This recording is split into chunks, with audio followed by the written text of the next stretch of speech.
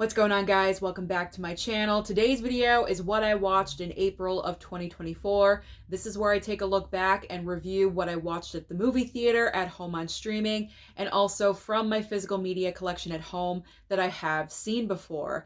Now, starting off with movies at the theater, technically I did go and see 6 movies. However, that 6th film, unfortunately, I kind of fell asleep during, so I don't want to mention what movie it was because honestly, it's no reflection on that movie. It wasn't a boring movie. It was my fault. I had a couple of hours free. I thought I'll go and see a movie. I want to get that in, but I was really tired and I should not have gone to the movies on that day. So no reflection on the film. That's why I don't want to even mention it. So I'm just going to talk about 5 films. So at the movie theater, the first movie I'm going to talk about is Monkey Man. Monkey Man was a good time. I had fun with Monkey Man. Now, from the trailer and what I knew about the movie, going into the film, I had the preconceived notion this is going to be a John Wick knockoff. It was a flavor. It was a sprinkle of John Wick. It wasn't an entire copycat of John Wick. Yes, it was a lot of action. The motivation was revenge. Okay, it's kind of similar, but Dev Patel, man, he really impressed me. He stepped it up with this movie. His hands are all over this film. He directed the film, produced the film. I believe he came up with the story. He's starring in the movie. He's doing the majority of his own stunt work in the film. Very, very impressive. I feel like where the movie kind of misstepped, though, is because Dev Patel was so overly hands-on with the movie.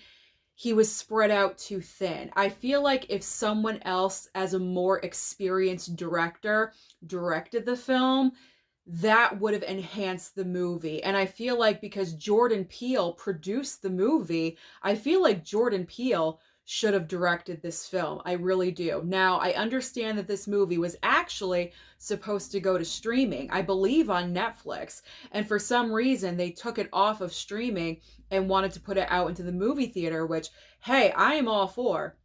So I know the movie was already done. Jordan Peele didn't have the opportunity to direct the film, but honestly, I feel like if someone else had stepped into the director position instead of Dev Patel, that would have just really enhanced the movie. Because when you're so far into it, when you're starring, producing, directing, writing some of the items, and you're focused on the physicality of what you're doing, you can't really step back with a clear eye and really zero in on tiny, minute little details that would make an improvement. So I feel like if there was a different director, that really would have enhanced. And I would have loved to have seen Jordan Peele direct an action movie, because so far all he's done are films in the horror genre, and there's nothing wrong with that. But I really would have liked to have seen him do something different and what he could bring to that. So I feel like Monkey Man, yes, a solid movie. It's a solid 3-star. I enjoyed the heck out of it. A lot of great action sequences. I wanted more, actually, but it wasn't to the level that I wanted it to be. But solid 3-star. I'm going to pick up the physical. I will watch this movie again. And it actually made me want to see more of Dev Patel. So hopefully this will spread to other people and other people will want to see more of Dev Patel, because I feel like he is severely underrated. All right, let's move on to movie number 2, which is Godzilla X Kong. Now, I went with my dad to go and check out Godzilla X Kong because he is such a sucker for the kaiju movies, Kong, Godzilla, monster films, anything like that. He enjoys. That's nostalgia for him back in the day. So he asked me to wait to go and see the film. So I did. We had a little daddy-daughter day out together. And I really enjoyed Godzilla X Kong. It delivered the way it was supposed to. It's a big, fun popcorn film. You're not having super high expectations because it's just mindless entertainment. It's fun. You grab your popcorn, your soda, you sit down, and you just gorge on what is in front of you. And that's pretty much what we did. Now, I do have to admit, I think that Godzilla X Kong was a little bit better than Godzilla vs. Kong, the previous movie, because I feel like the human element, even though it still existed in Godzilla X Kong, it was kind of cut in half. Because the previous movie, we had Godzilla's people, or, Godzilla's humans, and then Kong's humans. You had two human elements happening at the same time. There's a lot going on. But I feel like with Godzilla X Kong, they cut that in half pretty much because Godzilla didn't really have any humans, on his side or whatever. It was pretty much all Kong's humans, and that was fine with me. It was just enough because I understand we have to have some kind of human element, but when you have too many characters and too many things happening, it gets kind of messy. And also, we replaced Alexander Skarsgård. I believe I have the right brother. I always get them confused, but Alexander Skarsgård, who was in the previous film, was replaced by Dan Stevens, completely different character, and I feel like his character fit in way better than Alexander Skarsgård character. Like, he was just so awkward. He did not fit in, I felt. And so I'm glad they took him out of there, replaced him with Dan Stevens. This guy has charisma like no one else I've ever seen on screen. He just brought it. He was a scene stealer. Every single time he was on screen, he was stealing those scenes. He had music coming in. It was fantastic. It was a blast. So I really enjoyed this installment, and we will see where we go from here. So I'm looking forward to the next installment of Godzilla and Kong. The third movie I went to see at the theater was Civil War. Now, I was not really sure how I was going to react to this film. I definitely knew I wanted to see the movie. I'd seen the trailer numerous times, and so I knew I definitely want to see this film. But how I was going to react to it, I really was not sure. But by the end of the movie, I just really, really enjoyed it. The message that it was sending, and also the way it was directed by Alex Garland. I believe he wrote the movie as well. What I thought was really important, and I'm not going to get too political because that's just not me in general. I like to keep it light here on the channel.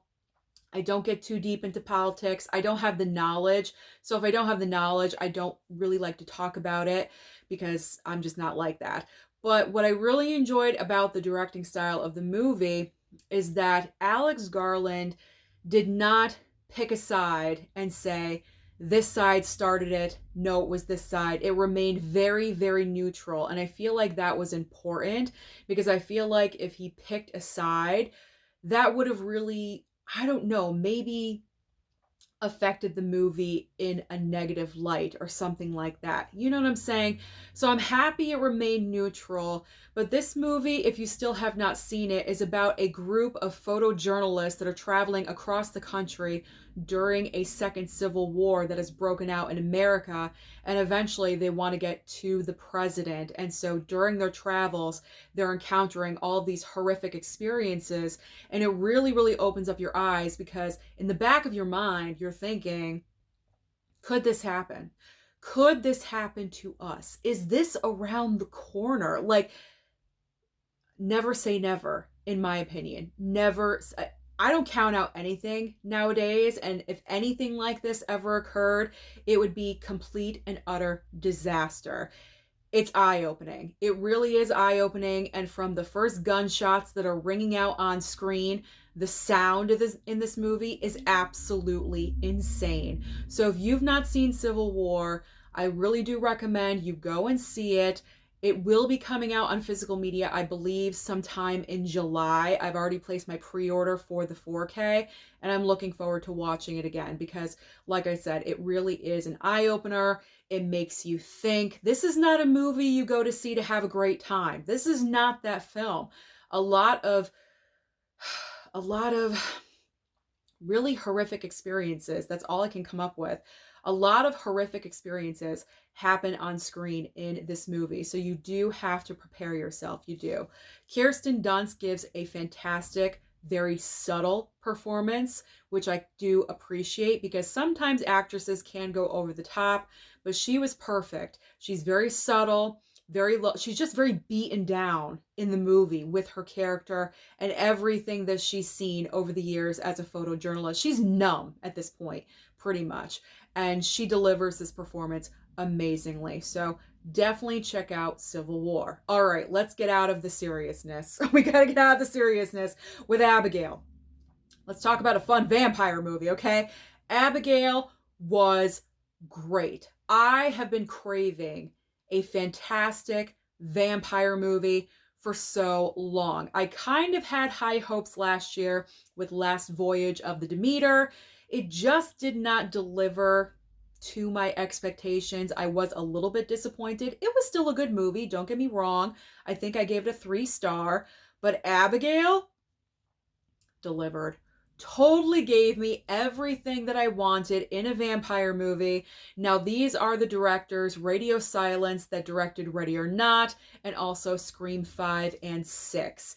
This stars Melissa Barrera from Scream 5 and 6, so she reunited with those directors. Obviously, they work very well together, but I would like to see her branch out from the horror genre. I don't want to see her get pigeonholed. I feel like that kind of has that potential right now. So after Abigail, I'm hoping she does something in a different genre. But this was a great all-star cast, or I should say variety of cast. Again, you have Dan Stevens from Godzilla X Kong. He's having quite a summer, let me tell you, or I should say year. It's not summer yet. He's having quite a year for movies so far. He's in Abigail as well. You have what's her name? Catherine Newton from Lisa Frankenstein, and this was just a great little cast that they put together. They bounced well off of each other. They had comedy, and it worked, and the little girl was amazing as Abigail. She gave a fantastic performance, because if you didn't see the trailer, walking into the movie, you really don't know what you're getting yourself into. You think this is just a regular little old 12-year-old girl. She's a ballerina. She's so sweet and cute. No, she's not. No, she's not. She's not sweet. She's not cute. The trailer, I think, gave away a lot of what was going on in the movie, because as the movie was going along, a car went by and it distracted me, but I'm not stopping. As the movie was going along, there we go, I saw a lot of bits and pieces from the trailer, and I was like, oh, I remember that. Oh, I remember that too. So that was a big negative. I wish with the trailer, they kind of kept it a little bit more simple, gave away very little of the plot line. Heck, if they didn't even reveal that Abigail was a vampire, I would have been happy with that, because I feel like that would have been a huge surprise for everyone going to see this movie. Everyone would have been shocked when that was revealed. But the best thing about this movie was the blood and the gore. They did not hold back on that at all whatsoever. It was so bloody and so gory. It was fantastic. So, perfect film? No. I didn't give it a 5-star, but I think I gave it a solid 4. So, really enjoyed Abigail. Again, great cast, a lot of blood and gore. It just checked everything, personally, for me, that I wanted to see with this movie. So, watch it. Definitely watch it. In fact, I think it is available PVOD today. So you can actually stream this at home right now if you want to. So check out Abigail if you haven't already. All right, and the final movie at the theater that I went to go and see was Challengers. So Zendaya having her little love triangle with her white boys, as she says in the movie. Okay, that's not a quote from me. That is a quote from the movie. Zendaya having a love triangle with 2 best friends. This is the tennis film. Zendaya is a kind of like a young tennis phenom. She hasn't officially gone pro yet, but she's almost there, about to do so. She encounters these 2 best friends and kind of starts getting entangled in their lives just a little bit, and enough so that it's kind of affecting the tennis playing a little bit. She suffers an injury, so then she cannot play really anymore. So then she kind of like merges into a coach situation. She marries one of the best friends, and it's this story that is just like decades of time told in flashbacks and flash forwards.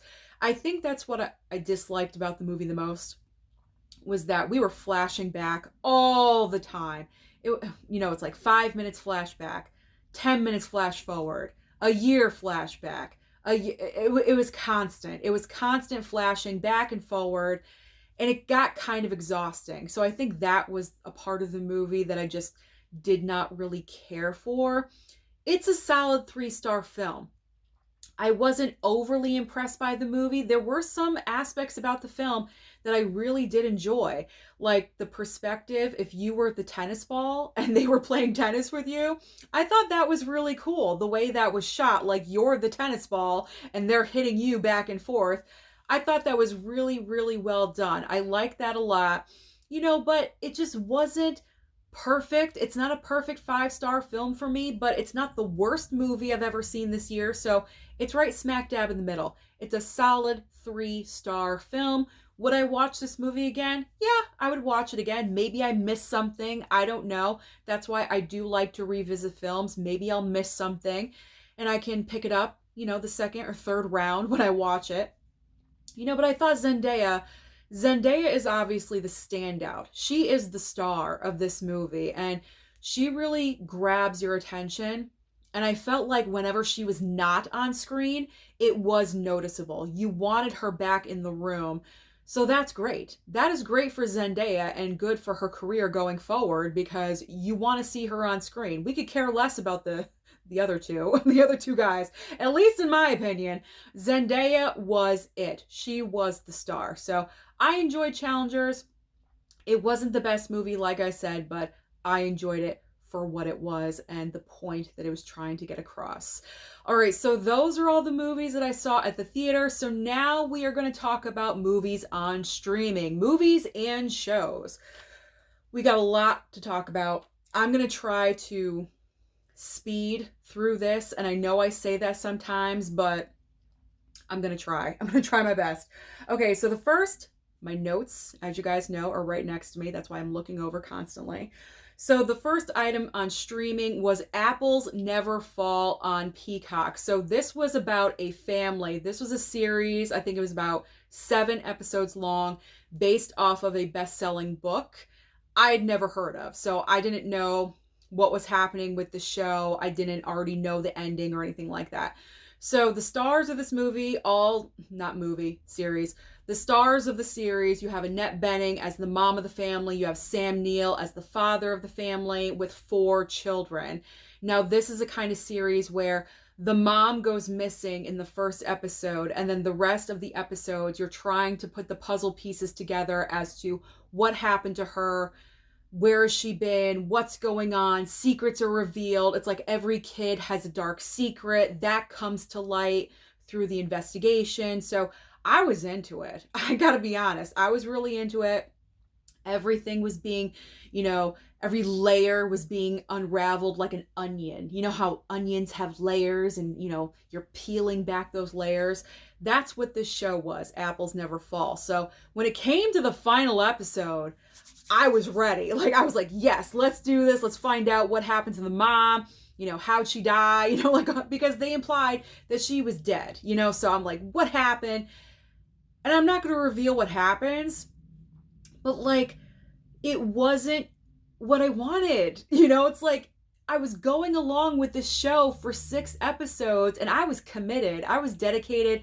I was binging 2-3 episodes a day. I wanted to get through this thing because I wanted to know what happened to the mom and how did we get there. And then when it's answered, I didn't like it. I didn't like it at all whatsoever. It was kind of lame, a little bit predictable. So Apples Never Fall, I was there. I was there with it. And then the last episode just tanked for me. So I can't really necessarily say I recommend this show to you. You might want to read the book. Maybe the book is a little bit different than the show. Probably not, but I don't know. If you're going on vacation and you want a brand new book to read, I guess you can choose that one if you're interested. I don't know. But I was not satisfied with the ending of Apples Never Fall, unfortunately. All right, so now let's move on to Self-Reliance on Hulu. So this this kind of an idea for a movie intrigued me just a little bit because I believe, what's his name? Jake Johnson. Jake Johnson is the lead character of this film.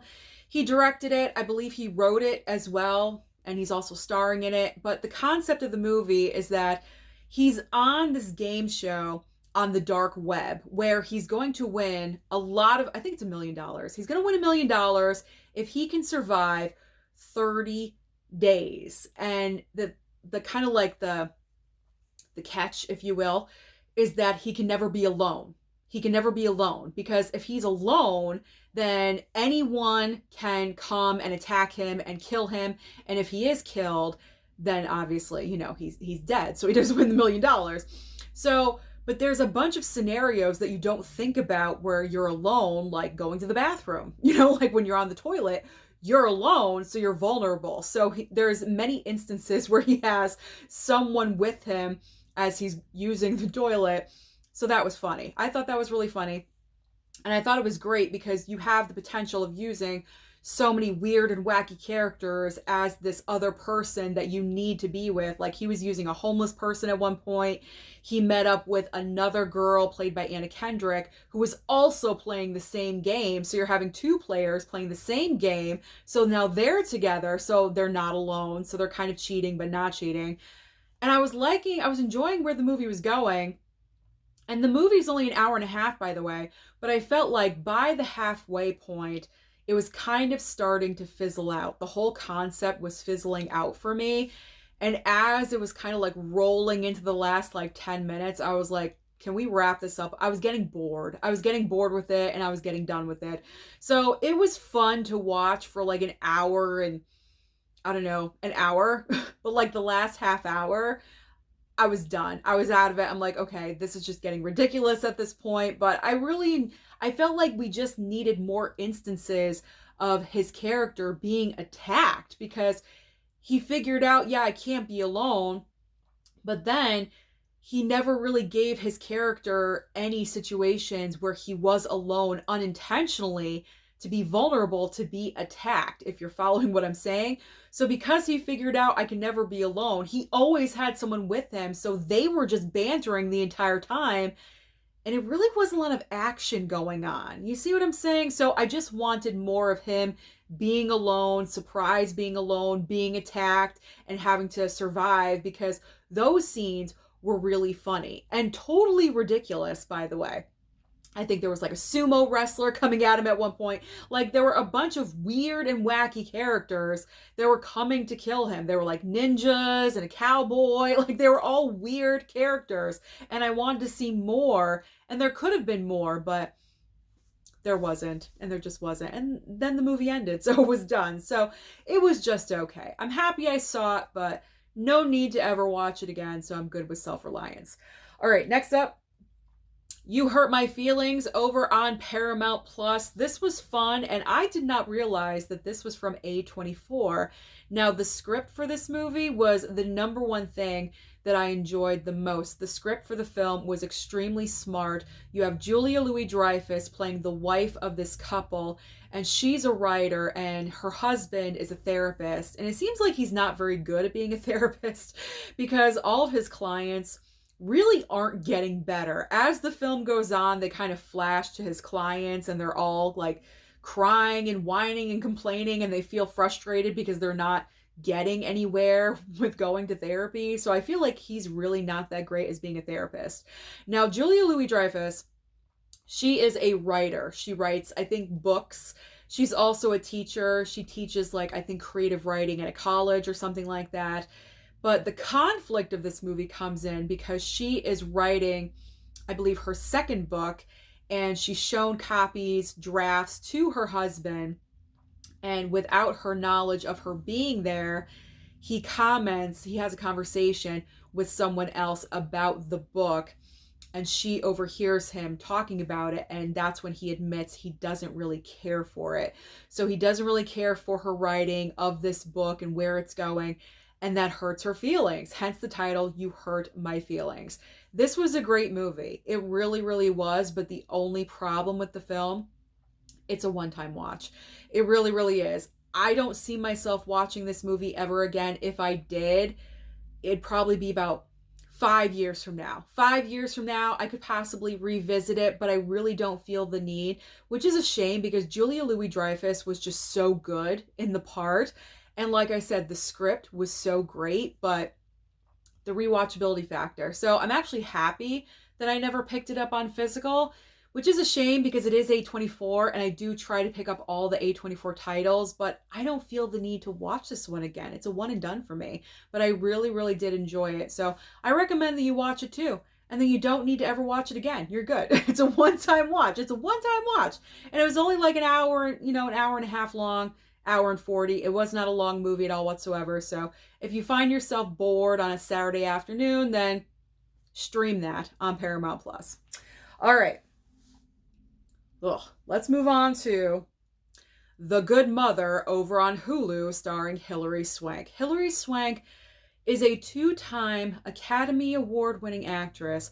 Why is she doing movies like this? Why is she not on the big screen in front of us on AMC, Dolby, or IMAX theaters in something? Anything. You can't...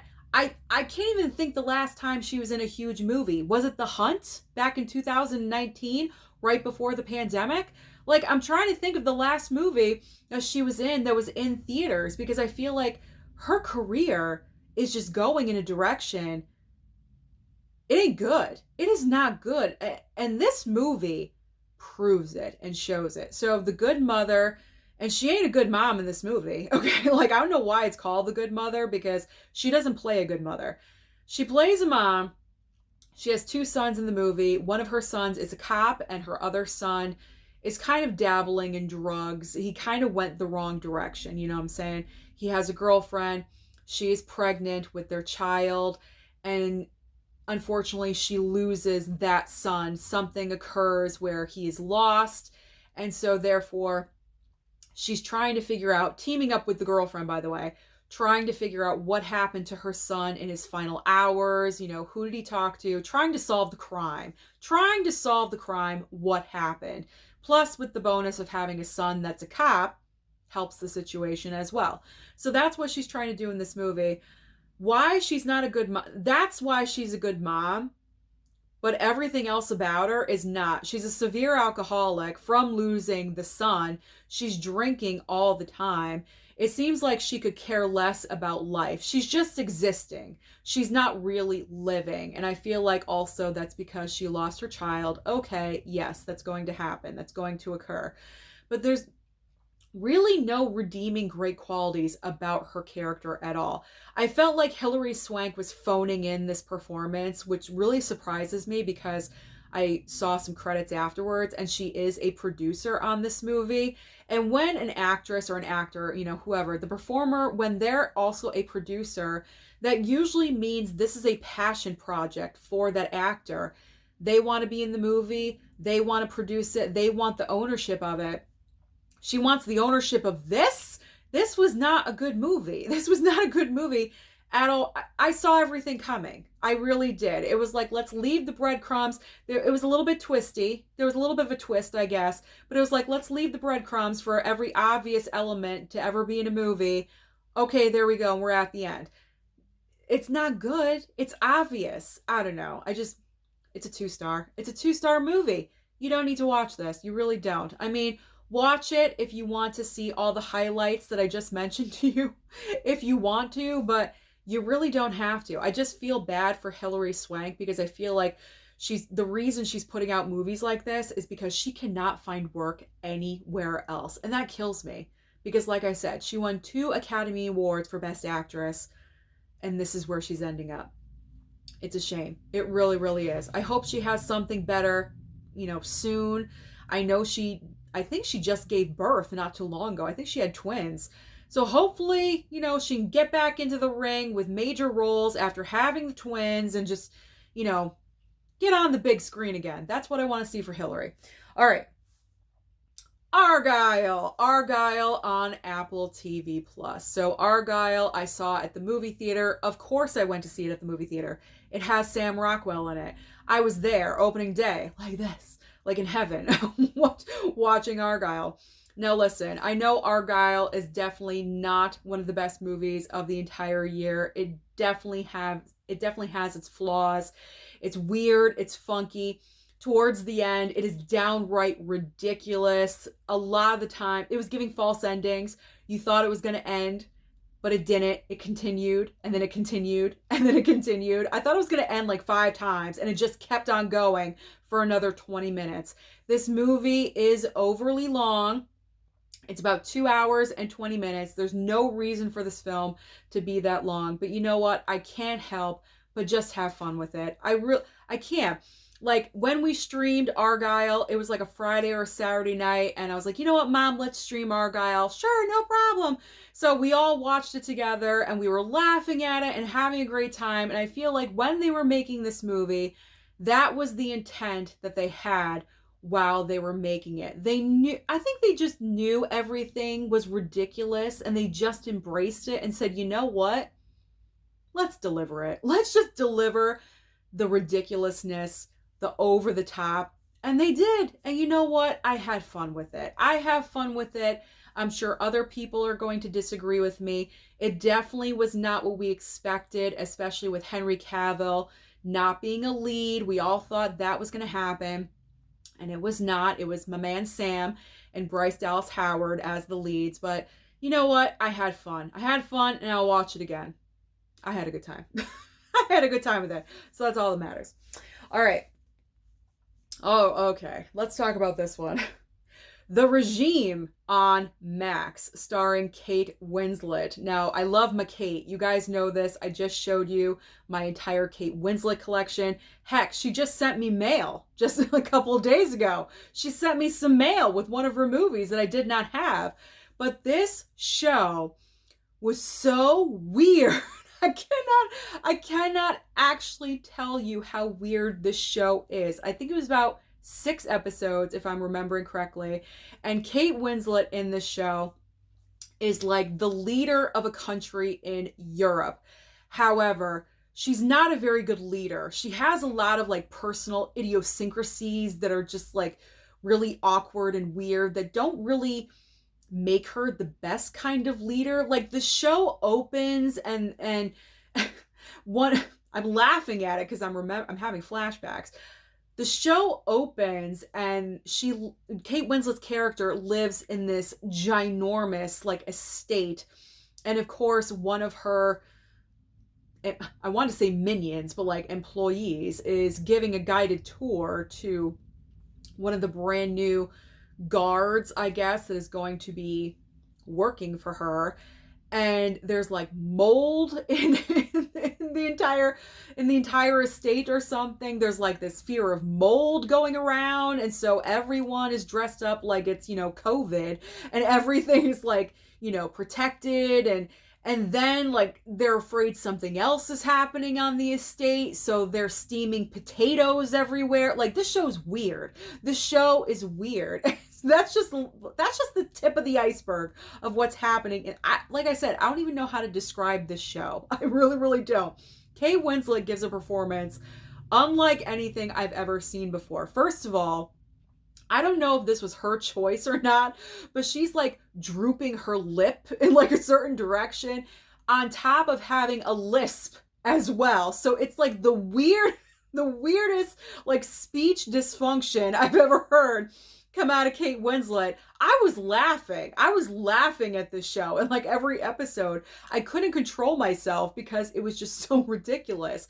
But the way she portrays this leader is horrible. She's not a good leader at all whatsoever. She's pretty much robbing, people who live in her country. She's like skimming off the top, if you know what I'm saying. I don't even really know because I'm not into politics and leading countries and all that. I don't know what's going on there, but she's robbing from her, she's robbing from the people. She's skimming off the top to, profit herself. She's not a good person at all. She's not a good person at all whatsoever. She's beautiful. She's gorgeous. Her outfits are killer. She looks great on the outside, but she is nasty on the inside. She is not good at all. This show is so weird. It's all over the place. Pretty much the country and like also her, what do you call it? Like her people that work for her? I don't know. They kind of wanted to dethrone her. Not dethrone, she's not royalty, but they want to kick her out, pretty much. They want to kick her out because she's not doing very well. Her, her psychosis is all weird. Like there's a lot of aspects going on in this show. A lot, considering it's only 6 episodes. So you really got to pay attention to what's happening in this show. But it was weird. Was I entertained? Yes.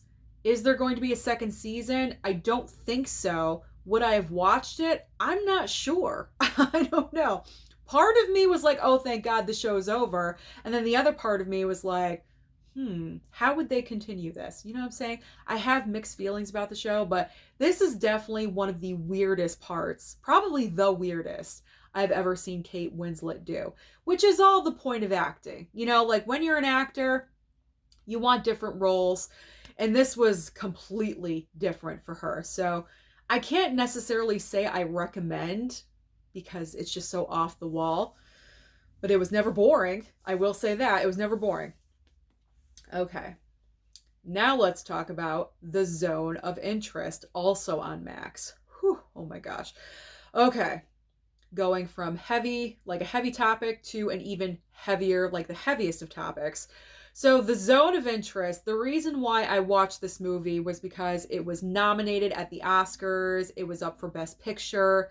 I believe this won Best International Film, if I'm remembering. It won 1 Oscar. I think it was for international film. So that's the reason why I wanted to watch it. Now, the entire plot line of this movie is that you have this family that has this beautiful home, a beautiful garden, their own little swimming pool in the back. But right next door is a concentration camp. Literally right next door. And the husband, of course, works at the concentration camp, and the wife runs the home, runs the children, the garden, everything with the home, the wife runs.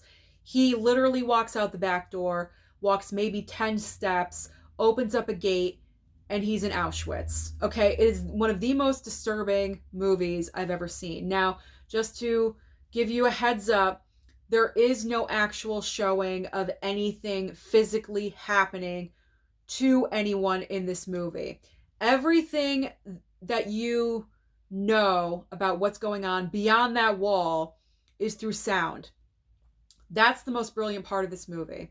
Brilliant and disturbing at the same time, because constantly throughout the entire run of the movie, you're hearing the train pull in. You know what's happening when you hear the train pull in. All of those hundreds of thousands of people are being brought to their death. So you hear the train come in, you hear screaming, you hear bullets, you see ash in the sky that you think is ash, but it is not. We all know it's not ash. That was disturbing. But also, like I said, the best part of the movie as well. The sound was the best.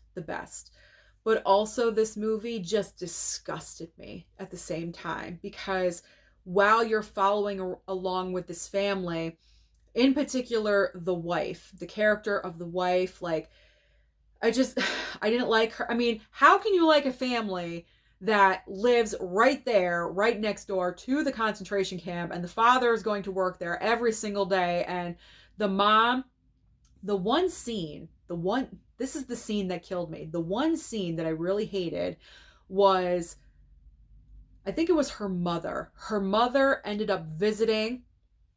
She's showing her around. They're spending an afternoon. And the wife of the family, the head of the family, the mother, is sitting there in a beach chair, like they're at the beach. Sunglasses are on. The kids are all playing. They're in the pool. They're having a great time. But yet at the same exact time, you're hearing screaming and gunshots right there. I cannot think of a more disturbing scene that I've ever, I'm sure there's more. Trust me. Like, I try not to watch a lot of movies that are, that go there as far as like disturbing scenes, you know what I'm saying? Like violence and things like that. I try not to. I try to keep it happy and light whenever possible. But I realize that's not the world, okay? And this is something that actually occurred. This happened. And if you say it didn't, we're not going to go there. This happened. So that scene just really, really hit a nerve with me, because in that moment you're thinking, oh, this wife, just a wife, a mother, just casually sitting there with people screaming right across the fence, right across the wall that's built right there, their lives being ended. But you're just sitting there, legs are crossed, in a beach chair, sunning yourself with your sunglasses on. I still can't get over it. I really can't. This is a movie that definitely you take with you. I can never watch it again. I would never pick this up on physical. There's no reason to. It's a one and done. It's a one and done. That's all I needed to see, and that's it. Like I said, you don't see any actual physical anything against anyone in the movie, which I appreciated, because I think if I saw anything, it would have been too much. The sound was enough. The sound was enough. All right. So I can't say that I necessarily recommend it. I mean, it was an impactful movie. Don't get me wrong. I'm happy that I watched it. It was nominated for a reason, but I'm good. I don't need to revisit it at all. So I'm fine. Okay. Let's get light, shall we? Let's go back to light with Palm Royale. Palm Royale on Apple TV+. So this show has its final episode tomorrow, I believe, and I'm looking forward to it. I feel like this show is dragging on forever. It's 10 episodes. This show is starring Kristen Wiig. I believe she's producing the project as well. And it's an all-star cast. You have Allison Janney, who's great in everything. You have Josh Lucas, Leslie Bibb, like a whole bunch of people are in this. Carol Burnett, Ricky Martin, Laura Dern. Like, this is an all-star cast, okay? So this is a show where the main plot is Kristen Wiig is the main character. And when you first meet her in the first episode, she wants to get into this exclusive country club in Palm Beach. She wants to rub elbows with society. That's like her thing. She wants to be accepted. She wants to be a part of society. She's trying to wiggle her way in however she can. And as the episodes go along, you see her character doing so, how she's, you know, getting integrated into the lifestyle, being accepted into the country club, making friends and enemies. And as episodes go along, it's kind of like everyone has a secret. It's one of those again. Everyone has a secret. Blackmail, murder, things being revealed. You know, it's a good show. It's a lot of fun. Like I said, finale is tomorrow. I'm looking forward to it. How they're going to wrap up this whole entire thing. So I want to check it out. That's what I'm watching tomorrow. When I come home from my lunch break, that is what I'm watching, so that can be finished and done. So Palm Royale, I recommend that one as well, especially if you love shows about, you know, juicy secrets like Desperate Housewives, you know, along that line. That's kind of where the show goes, you know. So if you like stuff like that, you would enjoy Palm Royale. All right, next up, Roadhouse. I finally watched Roadhouse on Amazon Prime with Jake Gyllenhaal. So I enjoyed it. I wanted to enjoy it. I liked it. I didn't love it. I mean, obviously the original with Patrick Swayze, you can't duplicate that. You can't. There's only one Dalton, and it's Patrick Swayze. Okay, like Jake Gyllenhaal, I love him. I think he's great. But this was Dalton very extra light, okay? Because personally for me, there was not enough fighting in this movie. I wanted more fighting with Jake Gyllenhaal's character. Now, I understand the reasoning as to why there was not a lot of fighting with his character, because his character does have a backstory, an unfortunate backstory. He was a, I believe, UFC fighter. Something happened when he was in the ring. He caused it. So he's kind of apprehensive to fight, but when fighting is, I guess, necessary, that's when he'll step up and do something. But I mean, come on, this is Roadhouse, okay? Like, I don't want to see other people fighting for you. I want to see you do the fighting. Jake Gyllenhaal did not do enough fighting for me. He got into great shape, excellent shape For what? He's like leaning up against the bar for like 60% of the movie and barely doing anything. And then at the end of the movie, all of a sudden we're like on boats on the water. And I'm like, is this Fast and Furious? Like, I'm not understanding what's going on. Like, we're not even in the Roadhouse anymore. It just went in a direction that I did not like. I wanted it to be completely different. Maybe they did that to make this different than the original, but I didn't like this direction. And the whole love connection aspect, they could have left that out. Why does every movie have to have romance and love in it? We don't need it. I didn't need it in Roadhouse. It worked in the first one. That one was fine. I just didn't believe the chemistry between those two with, Jake Gyllenhaal's character and, Ratcatcher from Suicide Squad or The Suicide Squad. Like, I didn't believe it. I didn't believe it. Didn't need it. Didn't like it. So Roadhouse did not deliver for me. I was disappointed in this one. It was average. I think I gave it 3 stars, so you don't have to watch it. But I know a lot of people did watch it because I think like 50 million people watched it like the first weekend it was on Amazon. It was like crazy, the numbers for Roadhouse, but I don't know why. It wasn't that great. It was average. It was just okay. I wanted more action from Jake Gyllenhaal, but I get it. I understand, but they should have written it differently. Anyway, Night Swim. Night Swim on Peacock. There isn't a lot to say about this movie either. I revisited this one. I wanted something cheesy. I was in the mood to watch something cheesy, something bad, something horrific. And I'm like, Night Swim's on Peacock. Let me watch that one. I went to go and see it at the movie theater. I was not impressed with it at the theater. And I felt the same way here at home. So there you go. There's really nothing. It's a haunted pool. It's a haunted pool. And you know what? After the first like 20, 25 minutes, you know what I say? Don't go in the pool and you'll be fine. The end. Just don't go in the pool. Don't go in the pool. Don't go anywhere. Just put the cover on and leave it there. And that's it. I mean, it was just a shame, really, because I thought they had like the base of a good idea, that it could have gone somewhere interesting, but they just messed it up. Carrie Condon, who plays the wife, she was the sister of Colin Farrell's character in the Banshees of Inisherin, and she was fantastic in that movie.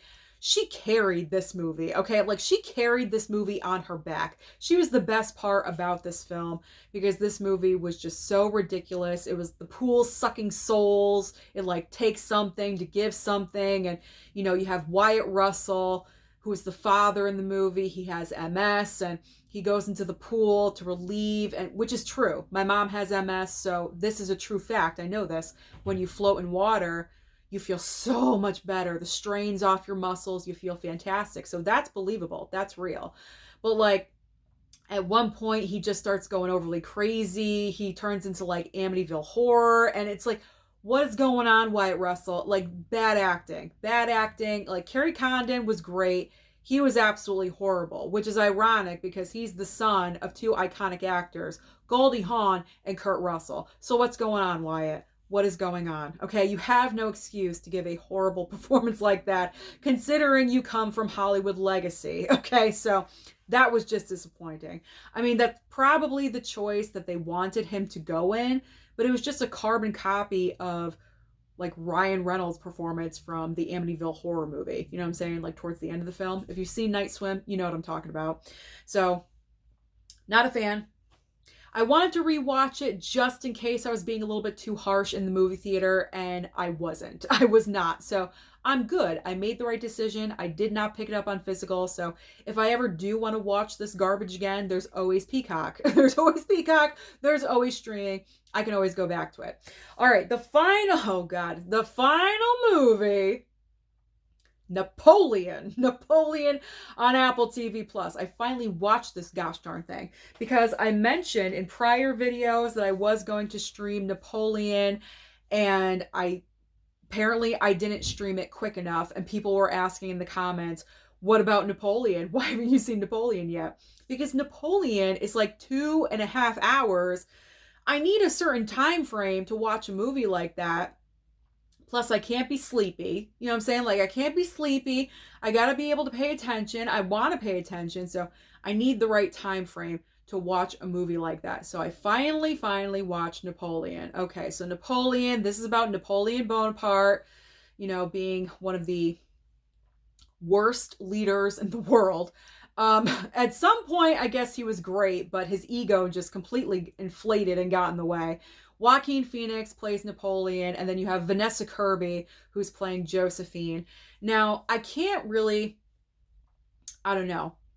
It's hard for me to review and judge a movie like this because I'll be honest, when it comes to history, I don't know jack. Okay, like I was never good in history. I never paid attention. I was like doodling on my notebook about my crush of the day or whatever it was. Like I never paid attention in history, okay?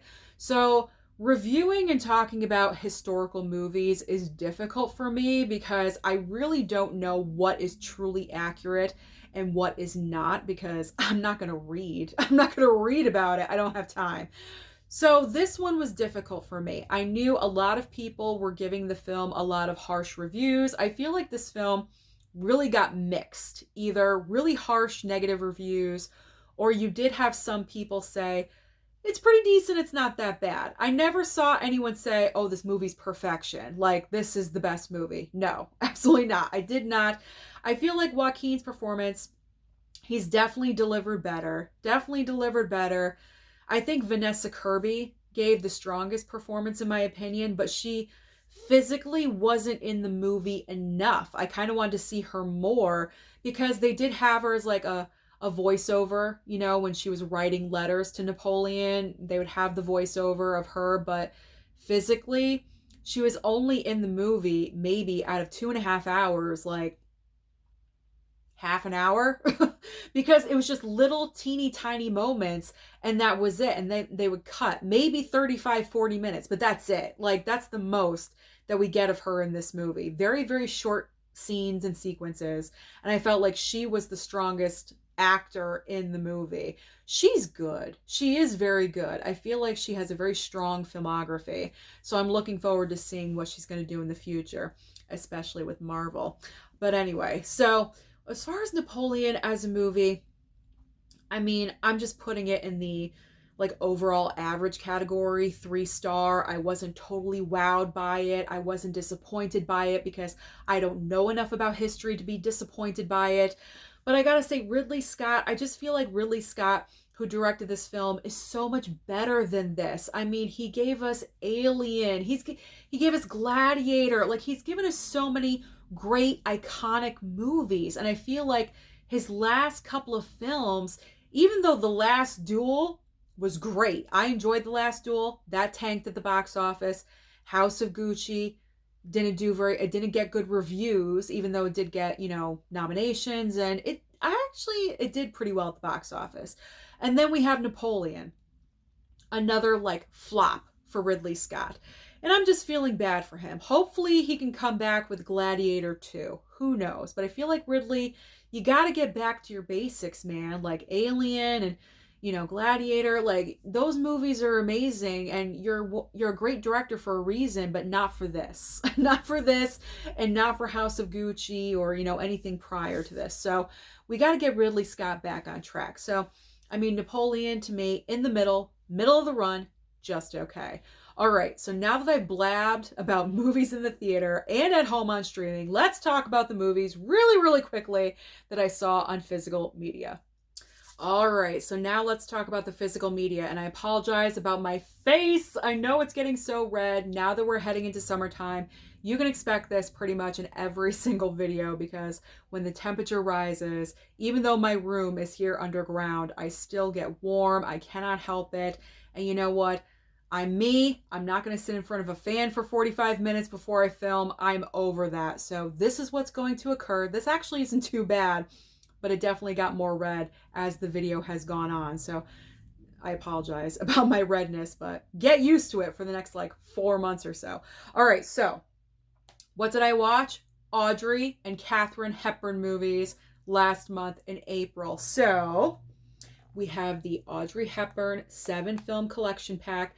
I'm so proud of myself. I have officially watched every single movie in this little teeny tiny little collection set. I'm so happy that I finally accomplished this. This was one that I really wanted to accomplish, so I'm happy that I finally did. Even War and Peace. And War and Peace is about 2 hours and 45 minutes. That was a long movie, but it was worth it. Henry Fonda, great in the film, great to watch. So I finally finished this. So happy. So we got that one done. Of course, I had to revisit Roman Holiday. It is one of my favorite Audrey Hepburn films, one of my favorite black and white movies of all time.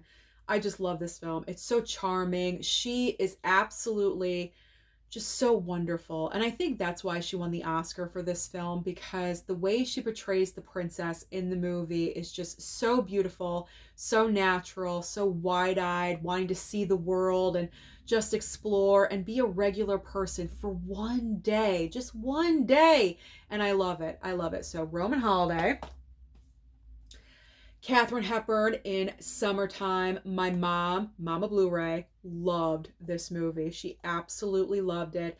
We had a great night watching this together. So I'm really happy that I shared this movie with her, because she just really, really enjoyed the heck out of this movie. So I'm happy. And this is part of the reason why I love collecting and sharing movies with my mom, because my mom, a little bit about my mom, if you don't know, I mentioned earlier, she has MS. And she can't really leave the house that often. And her and I used to go to the movie theater every single Tuesday when it was $5 Tuesday at AMC. This was before we had the AMC A-list. We would go every single Tuesday together. We would go and have lunch, and then we would go and see a movie. And we would always have the best time together.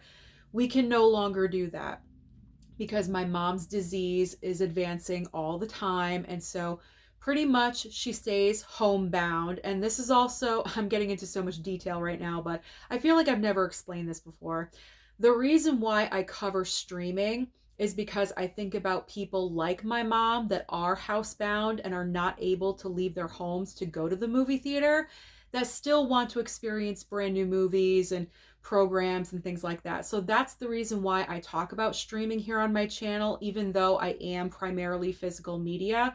So that's the reason. I think of people like my mom. So because my mom is primarily housebound, because very painful for her to move around, she's on her iPad most of the day, but every single night we watch movies together. And so I'm just happy that I can share these films with her, and this is our bonding. This is what we bond over. We're already bonded, trust me, but because of these movies, we bond even more. I don't even think that's possible, but we do. So that's a little bit more into my life and also my mom's life as well. I know you didn't ask for that, but I just figured I'd offer up that information to you. Okay. Charade. Such a wonderful, fun movie with Audrey Hepburn and Cary Grant. A lot of people think this is a Hitchcock-directed movie because it's such the style of Hitchcock, but it is not. I love this movie. This is top 5 Audrey Hepburn for me after watching a bunch of her movies last month. This movie was not in the top 5, but after rewatching it, it's now in the top 5. I absolutely adore this movie. It's so much fun. I think her and Cary Grant have great chemistry in this movie, and I absolutely adore it. And I just love Audrey so much. It's very difficult to choose between Audrey and Katherine because they're just so good in different ways, but my heart always belongs to Audrey, absolutely. Then you have the Philadelphia Story. This is the second time that I've seen this movie, and it's just so good. I mean, you have Katharine Hepburn, Cary Grant, and Jimmy Stewart, 3 iconic actors in one movie together. And Katharine Hepburn and Cary Grant have amazing chemistry together, and they just work so well together. I think they did 4 movies together, and they're just amazing. They're just so good. So Philadelphia Story, that was a great rewatch. Katharine Hepburn in Little Women. I believe this is the first ever version of Little Women. I could be wrong, but this is from early 30s. I want to say 1933. Yeah, 1933. And Katharine Hepburn plays the role of Jo. I mean, who better? Who better? Besides Winona Ryder, of course. But like, who better to play the role of Jo than Katharine Hepburn? She's just so good. And the movie hits all the notes of the original story, and also like 1994 hits those notes from this movie. I know there's also another version with Elizabeth Taylor, and that's one that I do not own. I would like to have it for my collection, but I love it. It's just different enough, I think, from other versions of Little Women, even though this obviously is the first. The other movies are a little bit different. So this one stands out in its own way, and I really enjoyed watching it again. Great black and white movie. I love black and whites, so comforting. Just wrap up in a blanket and a drink and a snack, and I'm invested for 2 hours with a black and white movie. And the final movie that I watched that is obviously a rewatch for me that I've seen numerous times. This was the first movie of the Hepburn month. My Fair Lady. My Fair Lady. I love and adore this musical. And this was the first time that I watched the 4K. So I'm really happy that I did pick up this 4K. It looks amazing with a 4K upgrade. So if you love this musical like I do, then I definitely recommend picking up the 4K because it looks fantastic. And Audrey's amazing in it. Even though the whole controversy with, did she take the part from Julie Andrews or not? I know that's a whole thing, but I enjoy her in the role. I think she brings a certain something to it, and it's just an amazing movie. So I really enjoyed watching this one as well. And we are done. We are finally done. So that is everything that I watched in the month of April. Where do I find the time? Honestly, I don't know. But that's everything that I watched at the movie theater, at home on streaming, and also from my physical media collection in the month of April. So comment down below and let me know your thoughts about any of the movies or any of the streaming that I mentioned in this video today. What are your thoughts about all of those? Don't forget to like and subscribe before you leave, and I'll see you next time.